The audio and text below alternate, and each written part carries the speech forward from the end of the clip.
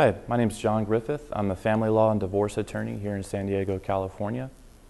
This is one of a series of informational videos addressed at common issues that you see in California divorce and family law cases. Today I'll be talking about child support. So you have a child support order, you need to have the child support order modified, or you're a parent with a child and you need to establish an initial child support order. You need to know what the California law says about child support. Now, as far as child support is concerned, California law is very strict as far as setting the amount for child support. The state of California has set up a statutory guideline that guides the court and instructs the court with respect to what factors to use to calculate child support. Now, once the court uses these factors and makes findings on the factors to be used, they plug these numbers into a computer, and whatever figure that computer comes out with is the order that the court has to make, with only a few exceptions. Now, the factors that the court uses when making an initial order for child support or modifying an order that's already been made for child support are as follows. The court's going to look at the gross income of both the parties. Now, the gross income means the pre-tax income, and whether you're a W-2 employee or a self-employed business owner, the court's going to look at how much money you make prior to taking out taxes. That's the first factor that the court uses.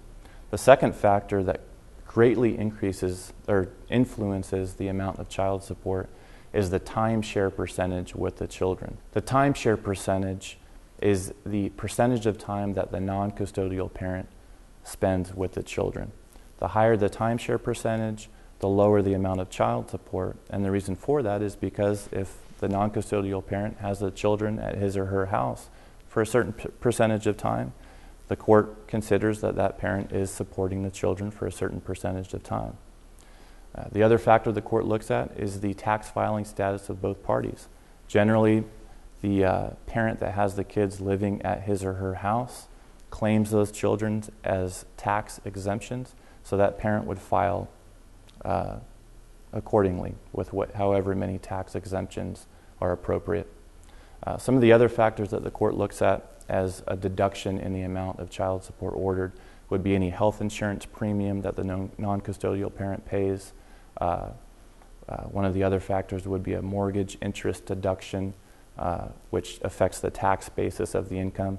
And the reason the court looks at all these factors is they're trying to get to the bottom of how much disposable income a parent has to pay child support. One of the most important things you need to understand if you need your child support order modified is that there has to be a significant change in circumstances between the last order and the present time and the time that you file your motion to modify child support. Change in circumstances could mean that you're spending more time with the kids. A change in circumstances could mean that you lost your job. A change in circumstances could mean that you got a raise. And so the parent that has the children could come in and ask the court to increase the child support order. But there needs to be a change in circumstances prior to the court modifying or changing the amount in child support.